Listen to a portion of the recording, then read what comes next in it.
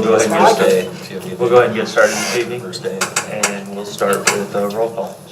Tom Keller. Here. Dan Mills. Sue Wilson. Here. Donna Kramer. Ben Metzger. Here. Matt Rankin. Here. Ryan Worley. I probably did. Okay. Here. I said Tim Mills first. I was He's given still a here. dramatic delay. Very well done. Next is our good news. Absolutely. Well, we do have some good news. I'm sorry I'm a little late getting it ready this week. We had a lot of information came in the last couple of days, and I wanted to make sure we were able to highlight some of the great things that are going on in our district. You'll see the top one is pretty hysterical or pretty funny on my part. Up at Laura Ingalls Wilder this morning, Amy Jo had a parent drop off this cookie that said, and with her into her classroom teacher saying, "Good luck with my kid this year." I thought that was pretty comical as we start the school year off. And then this morning at Laura Ingalls Wilder, the specialist teachers and the instructional coaches focused this morning on teaching lunchroom and outside recess expectations before each grade level experience each of the common areas. This is part of their PBIS Tier 1 plan in order to build a positive foundation for the school year. And I had the opportunity to be a part of that this morning and listen to them, and the kids were doing a great job, and so was the staff. It really was in line with everything that they're trying to do. At Laura Ingalls Wilder, the next piece, their PTO wrote words of affirmation for the students and families as they entered the building on the first day, which I think is a great way to start off that high-quality culture of being kind, being courteous, being safe and respectful and responsible, which goes with their PBIS slogan as well. The next piece is, if you were able to be there on Saturday night, it was great to see as many parents, guardians, students, and families and community members supporting our high school teams at the Indianola Community Youth Foundation Back to School Bash last Saturday night. Really a great turnout, a nice time, and I was able to get dunked 15 times or so in the dunk tank, so that was a fun night for me as well, to get a hold of families and students and get to know each other a little bit better. The next piece is last week, sixth grade team at Indianola Middle School welcoming the incoming sixth graders on orientation day. Did a really great job, a lot of high energy. Students were very attentive to the situation. The staff really laid out, what does it mean as you transition from elementary school to middle school, so a lot of energy involved in that orientation meeting as well. And the next few slides, or the next few photographs, are of the new 9th grade and new student orientation meeting at the high school. The administration, of the high school, along with the activities director, counselors, and student panel did a great job. As I shared with you on Friday, my weekly update, the highlight of the evening was the group of students that they said, introduce who you are, what grade you're in, and what words of wisdom would you give to new 9th graders that are coming in? And it really was an affirmation of, Indianola High School is a big school, but everybody's there for each other. And don't be afraid of the upperclassmen. They're there to help you out along with staff. So it really was a situation of students telling students what they can expect as they enter the school. And then the last few slides, a lot of great meetings, a lot of energy, a lot of learning was done during building meeting days and professional development for certified and classified staff as we started our back to school workshops. Had the opportunity to be involved in some of them. The building principals and the leads, the instructional coaches, collaborative teachers, whoever was leading those learning sessions did a really good job, and they worked on building community as well. That's one thing that we always want to focus on, is how do we make our buildings feel more like of a community as we work with each other, and I thought they did a great job on that. And then the bottom photo is of yesterday's annual back to school workshop, district day. I thought John O'Leary gave a great, inspiring, engaging, and motivational message. It was such a phenomenal message, and the feedback from staff has been amazing. Out in the buildings today, everybody's like, can we have him come back in person? He did a great job. Can you share the video with me? I'd love to share it with somebody else. And as we talked a little bit about yesterday, Ben and I, just having that feel like, even though it was on video, that he was there and he kept you engaged and kept you motivated and intrigued, and the conversation was really amazing. And I'll be honest with you, the top photo, the photo to the left, I really enjoyed seeing all the staff together for the first time, But as you notice, we have a lot of people that work in Indianola Community Schools. It's a little intimidating as well. We're a very large employer of our school community, of our school district, and to put that many people in the bleachers and get a staff photo was quite an accomplishment. And I'm really looking forward to getting those out and hanging them out in the buildings and maybe around the community to showcase all the individuals that work in our school system. Cool. Thanks, Ted. Yeah. Any Can I- other board reports? Yeah, I just wanted to say, the whole district staff was down at the, I almost said cookie exchange, the bus exchange, today being the first day, and it went really, really well. And I'm constantly amazed at the first day, and I think they said they were only off by like 6 minutes or something, and that's getting all the elementary kids where they need to be and everything else. So the whole central office was there with their clipboards, and Bernie and his crew. So Ron and those bus drivers were really, really awesome. And again, I just wanted to give, I've been able to be a part of the 6th grade and the 9th grade orientation, but those kind of as our 2 biggest transitions in a student's life. We really appreciated those 6th grade teachers coming in last Tuesday, kind of before the crew came in to really help these 6th graders. And same with the 9th grade. I think that just sets the tone for a great year for everybody. So I know our entire staff has done a great job. I just think those 2 transitions have really improved from a few years ago, so. Cool. Any other reports from board members? I just wanted to say that, when we were doing the superintendent search, I can remember Ben saying, I see Ted being that guy that, like runs up and down the aisles. He's got all that energy. And, I was sitting there thinking about that while that whole thing was going on. We were exaggerating a little bit about what we might have envisioned, but I thought it was really good presentation. There was an energy there. There was a kind of the fledgling beginnings of maybe a new chapter in unity amongst all of the staff by bringing the board, the teachers, all the help staff, the support staff, everybody in together. I've never been to district day, so maybe that's the way y'all do it every year. But I just thought there was a tone there that I thought would be nice to have repeated. I thought you did well. Thank you. I didn't predict the purple suit though. Yeah, I didn't either. He got me there. We're gonna be ready for next year though. You gotta go all in, don't you, John? You gotta one up that one, Jay. You set the bar too high. No. I would not wear that suit. So that video is available, or is there a way for people Yeah, to watch that? I'm gonna check with Mr. O'Leary's associate tomorrow, but I do believe when we had our last conversation, he said I could share it out. I just wanna make sure there aren't any copyright infringements, but I know it's property of Indianola Community Schools, but my goal is to share it out with everybody that was there and do with it what we can. So I know, Ryan, you weren't able to be there, but you had the opportunity to see it as well, so. Cool. Any other communications from board members or reports from board members? Okay. Next, we'll go to delegations, petitions, communications. Nobody here. Move on to the consent agenda. If you guys any questions, I'll move to the consent agenda. Motion made by Ben to approve. Second. Seconded by Tim. Any further discussion by the board? I have one. Yep. I saw the contracts. Is this the first time we've done it, or did you guys pull them out of the, you pulled them out? Is there a reason you pulled them out and did them individually? It was just because the information, there were 2 sets of amounts, the old Okay. amount and the new amount that Okay. they were for, and so we just needed to get the old amount off and the So new amount updated. updated. Okay, Yeah. okay. Because I read the language and I was like, I don't really see a whole lot Yeah. of change here, but okay. Thank Anything you. else? All those in favor say aye. Aye. Any opposed? Motion carries 7-0.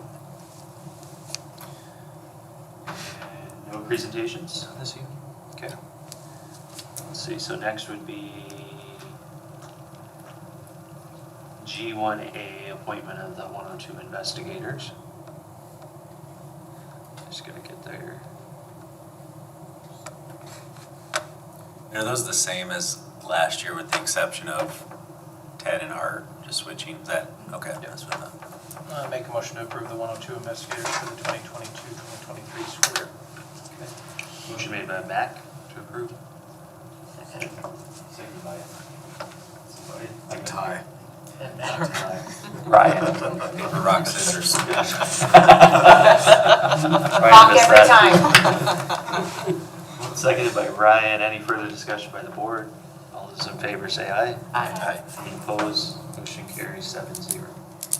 Next is the board committee meeting report. Rock, paper, scissors. Ryan and I met with Annette and Ted last week, and got started right at 7 o'clock. The first area that we reviewed was the teacher leadership and compensation report. Just some information for you guys. The learning summary from 2021 to 2022 is provided in the packet. You guys can go through there and that if you'd like to highlight anything specifically in the meeting. Tonight, you're welcome to.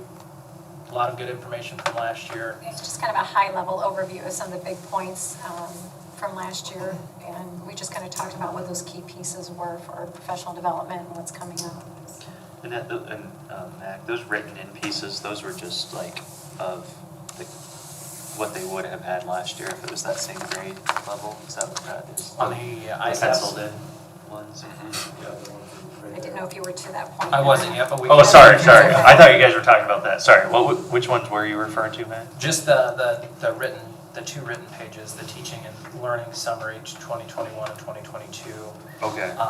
Was really a highlight over last year. When you look at it on paper, there's a lot of things in there that were completed last year that some of it we're tracking, most of it we're tracking information on, and we'll be able to utilize data in the future.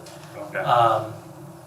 The science pilot is the second to last thing on there. I will make note that I did stop at Emerson last night at the open house and had a chance to visit that room. And I'm really excited about that program and optimistic that we'll be able to continue that in all the buildings next year. So moving on to the ISAPS summaries. Yes, Rob, your question is correct. The pencil marks are where our district was in 2019, as in 2020 with COVID, there was not a test that was administered. In all, or in almost all of the categories, Indianola is above state benchmarks.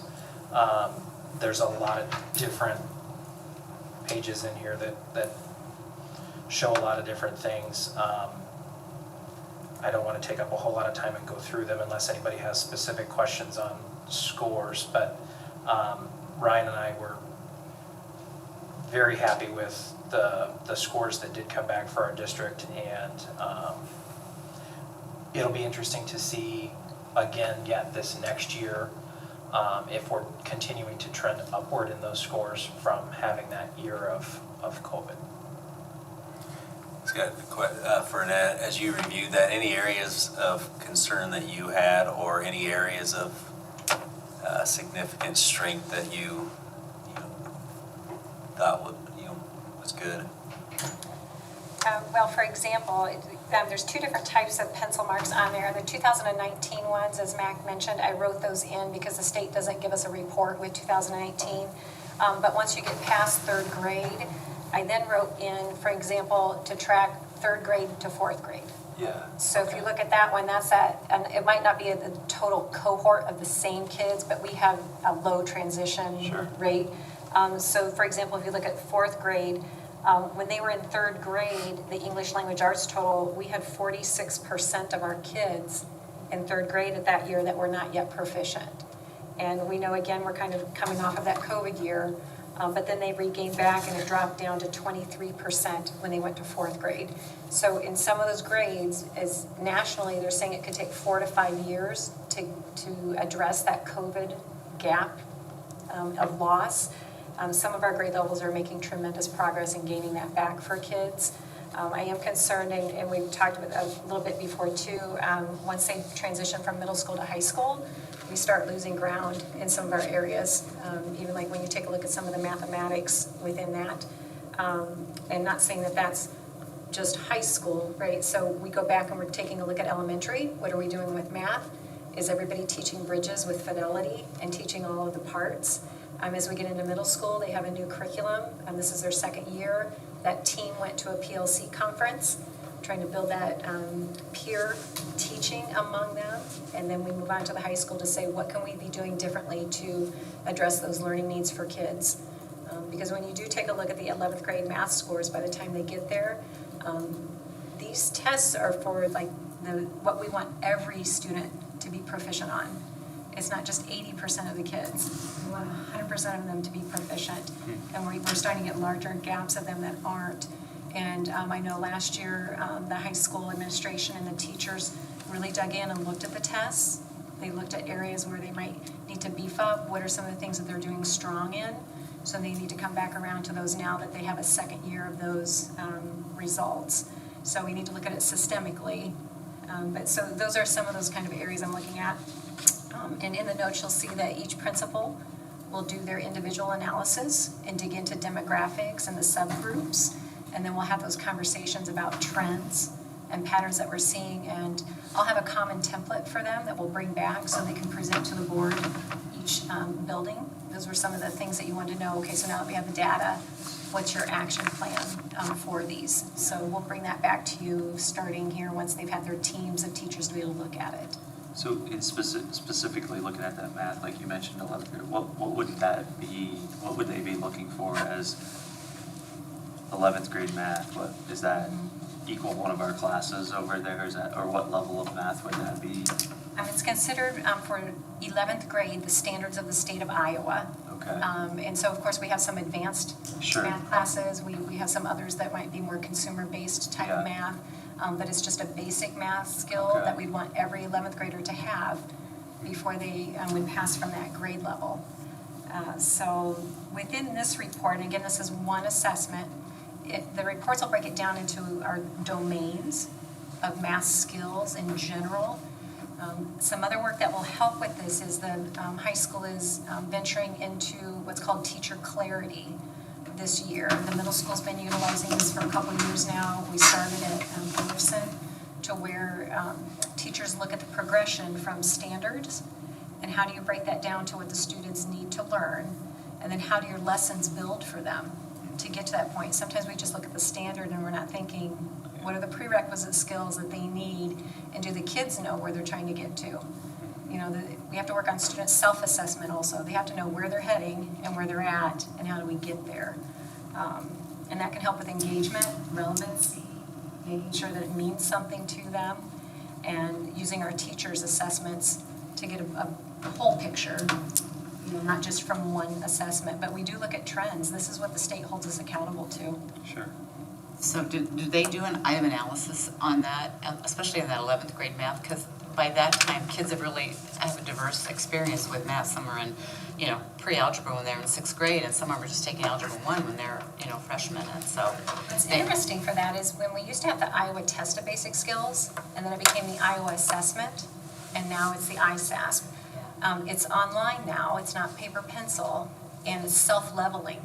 So as kids start to go through their math exam, it changes their questions for them as they progress. So there isn't an item analysis, but we look at the domains, which might say, okay, here's the number of questions of this type that would be in that category. By self-leveling, what is that? What is that? So after you would get so many questions correct or incorrect, it puts different questions in front of you. And so then overall, as to your performance with that, it changes as you move along.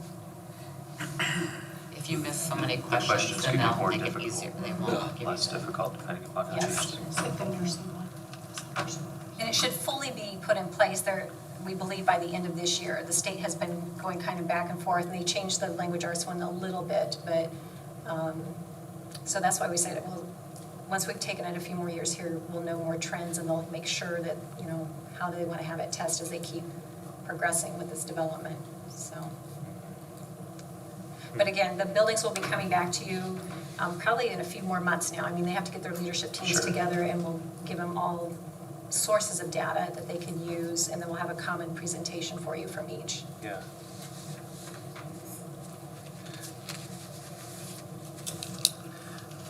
So then, sorry, just to take this one more step further, on a question. So like those 11th graders then, when they're seniors, kind of like what you were saying, what happens to that yellow section? The students that fall in that, they just, Well, for they're example, just they don't, behind for the yeah, they rest of don't their life. test this test in 12th grade. But that's where you come into play is did they pass their classes and Yeah. show enough of their learning to earn that credit Yeah, to then be determined, do you receive an Indianola diploma? is there anything that you would suggest like to help before they get out of the education? Because I'm guessing maybe some of those students might not continue their education at that point if they're in a lower. Is there anything to, I guess, step in and try to say like, hey, we need this person, we need you guys to be proficient? I think for any student, even adults, Yeah, it has to be relevant. So if we can do more to connect this with their interests or where they think Yeah. they might want to be heading, that's somewhat in terms of what your interests are with the career and technical education, which is part of what I'll be presenting at the next curriculum meeting as to what does CTE mean? What have our efforts been so far? Where are we at with that reality? But it could be something where we need to start moving into what's called competency-based education, to where we outline what are these skills, can the students show that in a real-world experience, not solely, but they would also have some classwork, but that competency of their skills that a teacher could assess could also help them gain some of their math credit. Because some students, right, they can go in and take a motor apart, put it back together, they understand different types of concepts, sure. but that's different than a paper test that you would take. yeah, So we want to make sure, do we have a full picture of their skills and are they able to then go out and be somewhat, independent as a young adult and where are they headed with their careers. So I did talk too with Christy Ellis, who oversees our guidance program, and they use a career development software that helps kids try to figure out too where are your career interests. And we don't have 100% of our students, as you saw in the data I presented a couple meetings ago, they don't indicate do they have a plan. And we really think we need to have 100% of our students at least have a direction as to where they're going to be going after graduation. So I think that's another field that we can keep working on and tighten that up even more.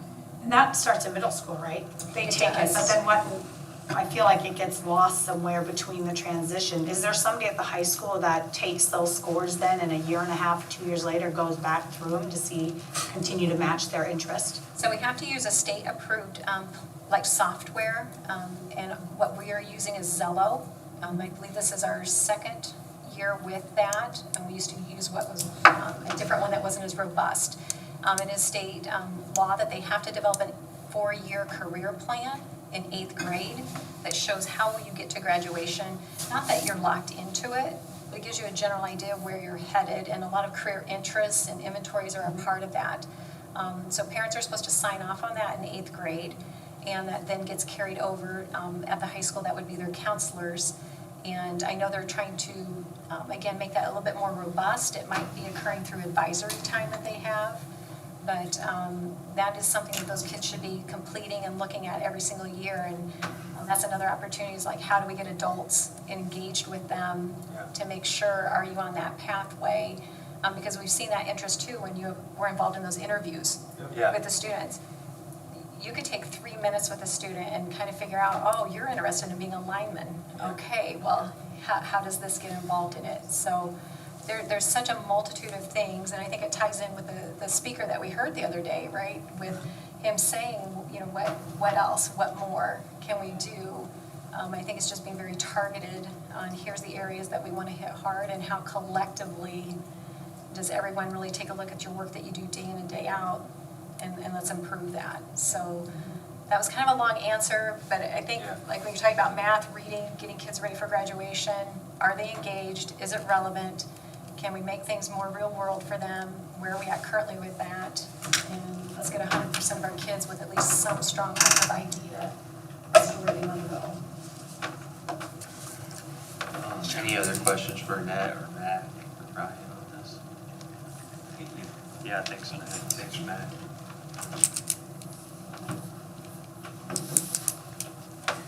Okay.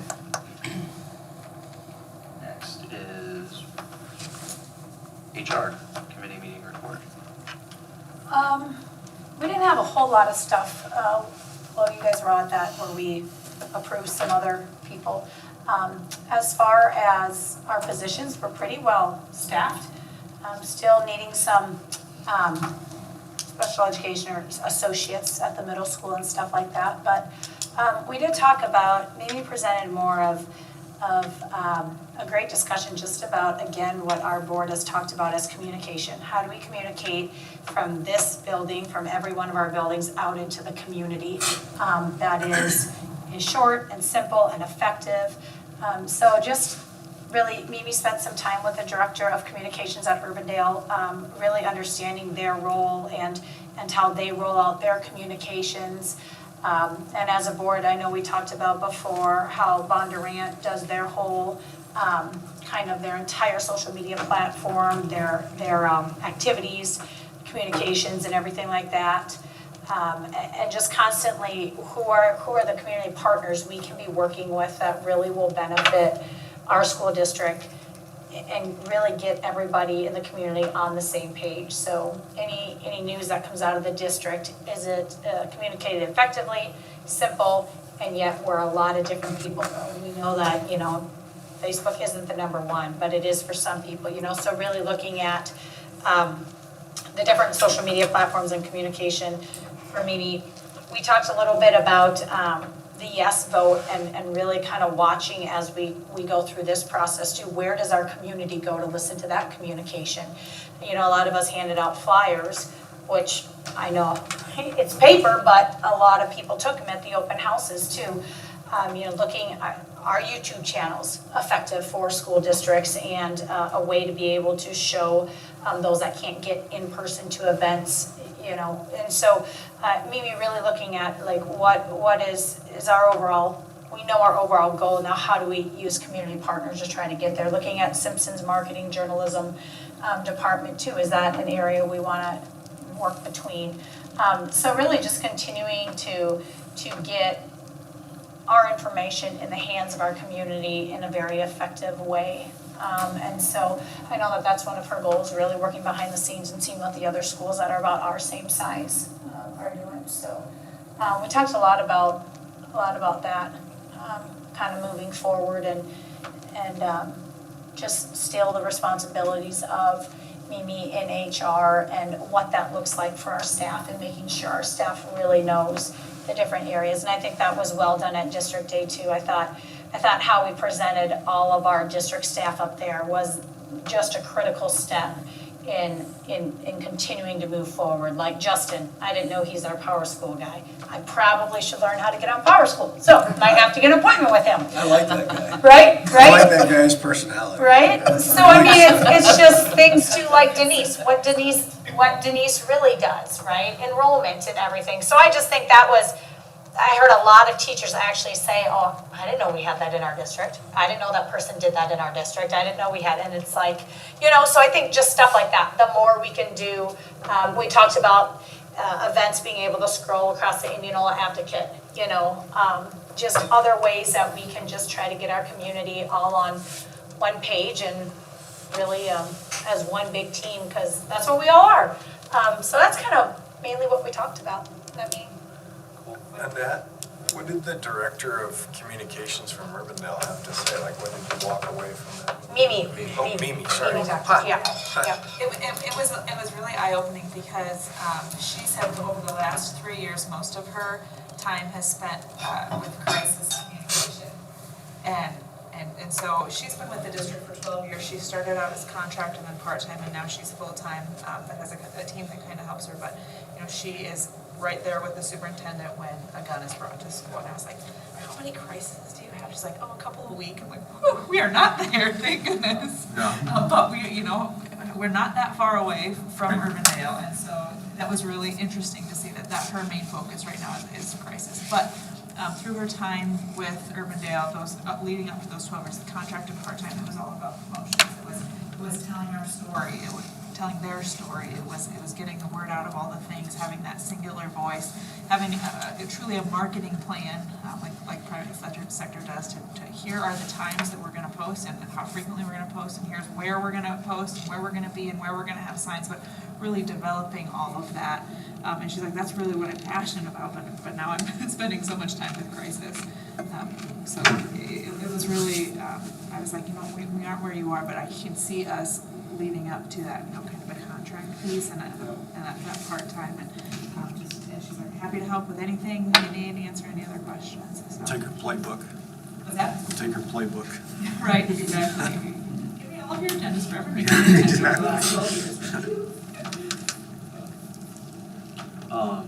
Any other questions for Sue or Mimi or anyone on HR?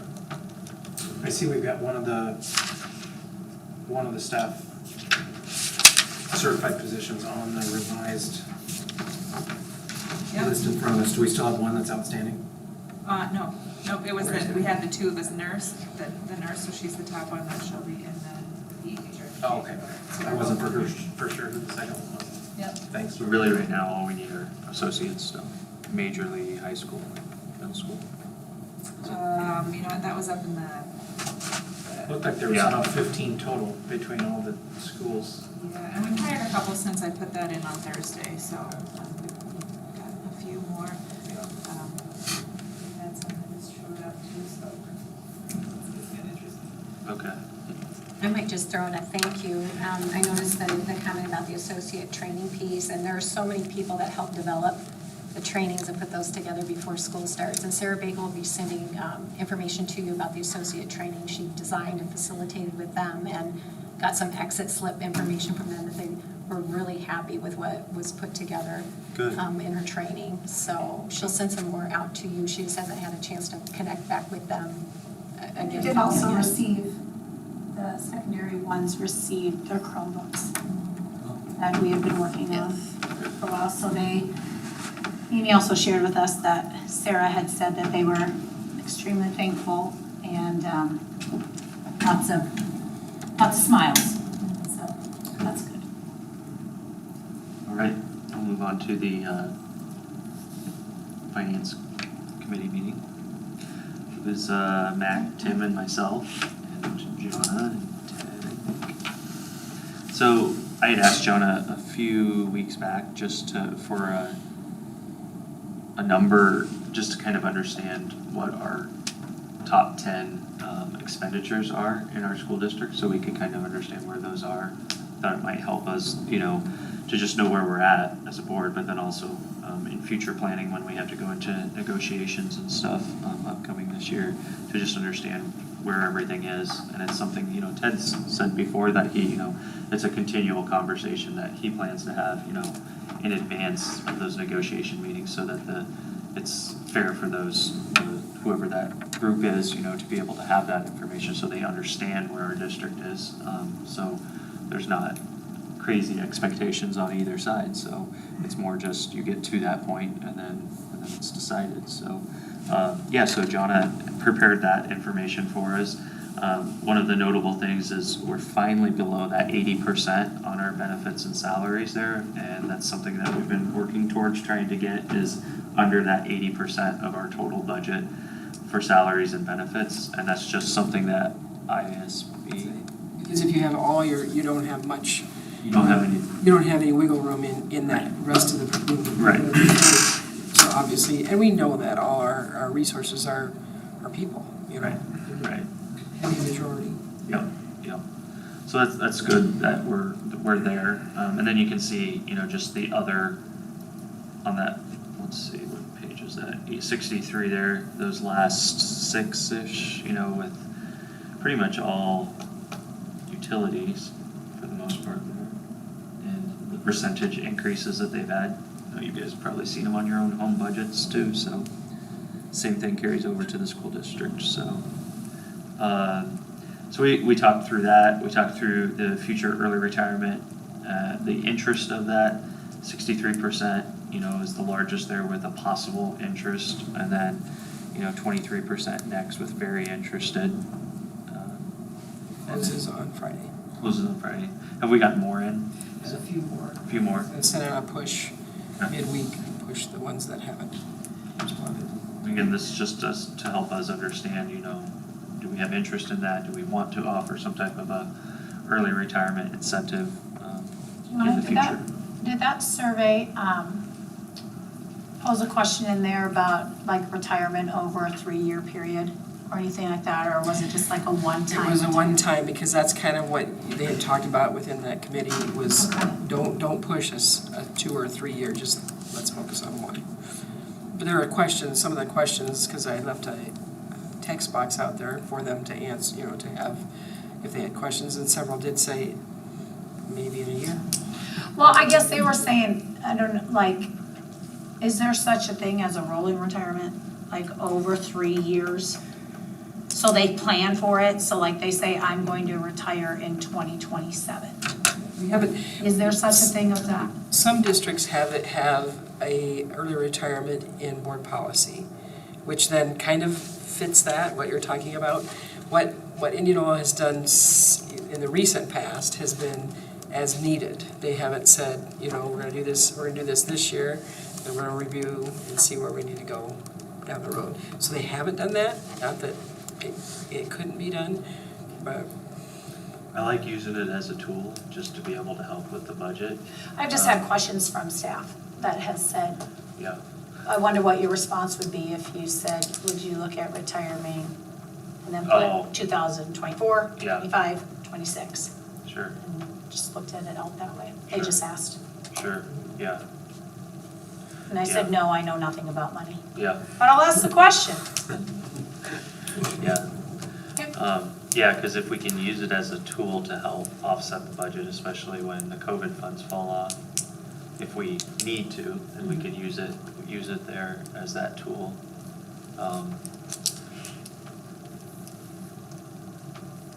Yeah, I guess, in my opinion, anything past using it as a tool is kind of interesting. It would be Different districts look at it differently. I don't, Some look at it as you leave. it's almost like a thank you type Right, thing. that's what some districts look at. So, yeah, it'd be just a different way to look at it, so I'm not sure. I'm probably too much of a numbers guy to look at it as a thank you, so, not the right person to ask that, so. Okay, then the next few pages are 7 general fund key financial indicators that IASB puts out. And so that's kind of where we are as a district in all of those areas, so. We're just informational, yeah. So we just kind of went through those areas and stuff. Any questions you guys have on any of that? Okay. Next is the board facilities committee meeting report. All right, well, we met last week over at the middle school and saw some of the renovations going on there with providing more classroom, or taking larger space and making it into multiple classrooms. And it was a work in progress, but I imagine it looked immaculate today. I know Bernie's crew was working hard. We checked out we talked about the seclusion rooms at Laura Ingalls Wilder. Talked about the new concrete in front of Laura Ingalls Wilder. It was wearing because of like the snow removal. The blades were tearing down the curb, and there was also some pulling issues in front of the door, so that was replaced and flattened. We discussed the dirt work going on the new facility, or the new auxiliary services building. Well along on that. Just talked about some of the other renovations going on over at Emerson. I think there's a picture coming up of, if you'll recall last meeting, we had that picture of the floor dug up right there. Never would have known, right? Freshly polished tile right there. So that's been completed. An interesting thing, I think it was John that kind of brought it to the attention. Emerson, Whittier, and Irving are all roughly that same age. So knock on wood, hopefully we're good to go with the other buildings for a while. We talked about the fence being put in at Whittier. I think that's still a work in progress. The fencing is there. there's a picture of that. And that's what I talked about earlier, where in the media center or the library, there was that really large room off to your left as you walked in off the hallway. That's just been now put into 2 different classroom spaces. It's where math support is. And then that's another new classroom space. Some renovations in the industrial tech and in the special education rooms. One last thing we talked about, the stadium access, that walkway that went from the parking lot over by the Little League to the stadium. There's a picture of it torn up, it's being replaced. Oh, it is the whole thing? Yep, Oh. yep. Is that in yet? It's in, yeah, we used it today. And I think we got it in Friday, Thursday Oh, or Friday. And if you recall, it was like Ben said, a sidewalk, and we added a 4-foot Yeah. extension on it just to see, because if that didn't work, we weren't gonna spend the money on Sure. it. And so it did, and we've just made it so it's now, they've got put rebar, it's heavy duty now, rebar, it's a heavy highway mix, so Handle those buses. hopefully, yeah, so, and it's wider. Last, the tennis courts by the middle school are demoed. So if you haven't been behind there, it looks completely different. It's all flattened out. They're doing all the dirt work for the auxiliary services building. Looks quite different back there. So, and I was asking that where the tennis courts were, of course, is going to be transitioned into green space to make up for the lost space on the soccer fields. So I was asking Bernie. He said it typically takes 2 growing seasons to get the full grass in there, but optimistic that maybe can grow a little faster. Definitely wouldn't have happened this summer for us. But there's a good shot of kind of what it looked like, at least as of last week.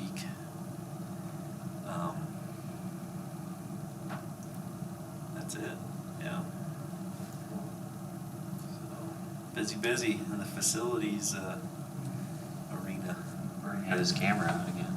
Well, yeah, don't let Bernie fool you. I don't know.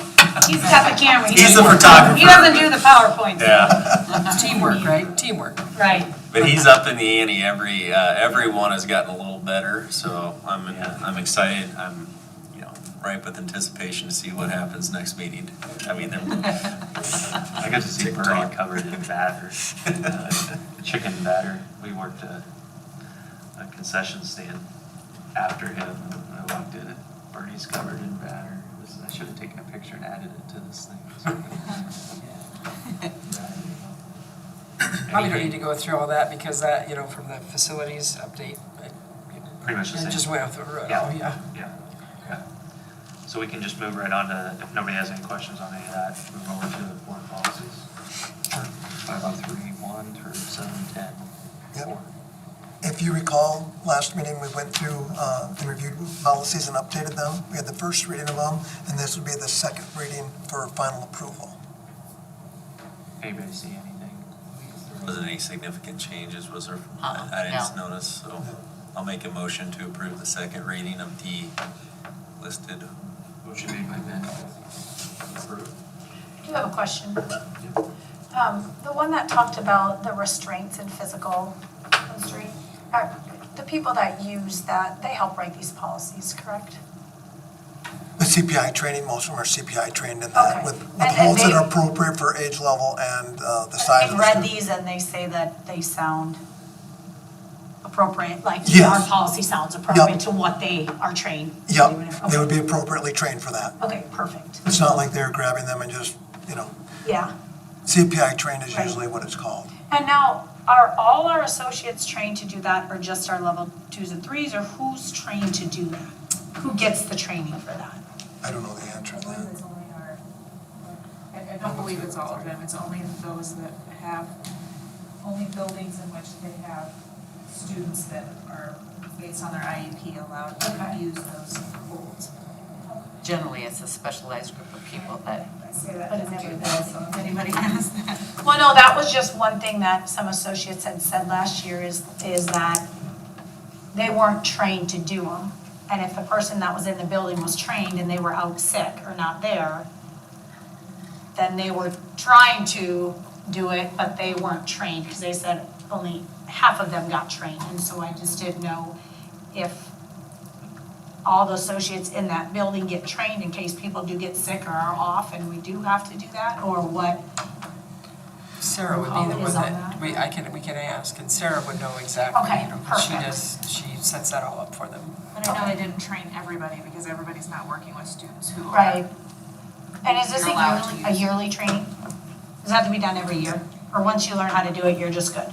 It's certified and then they get additional trainings to, as an update for it. And it should be very rare that any type of restraint would occur for the kids.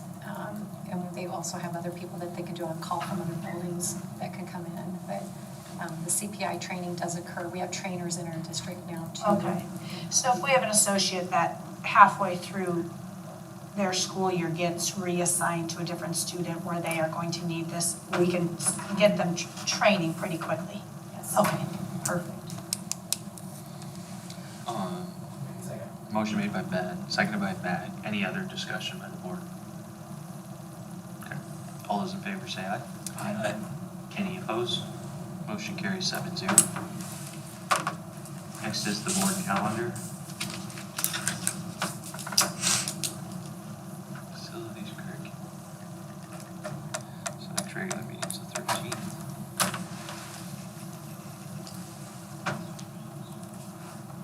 Pull off the policies for Thursday, so you guys are off. Yep, keep it there for a We're second. gonna reschedule technology. I'll send something out, unless we want to stick around here. So our next meeting, vote. It's on both, right? Yeah. Is it on that? On the vote. Is it on the 13th? You need to go somewhere and vote? Oh, I did? Yeah, Yeah. tonight, No. I voted. I thought tonight was that that thing. IASB thing. It's, It's the 13th, They I haven't think. called though. I believe it's the 13th, isn't yeah, it? it is, it's the September 13th. That's the 13th. Oh, it's not till the The 13th? 13th. Oh, Why are you September scaring 13th. her? Tonight. Scaring her. I was like, I They're thought it was scaring tonight. you. No, it's the 13th. It's not. It's not. Okay.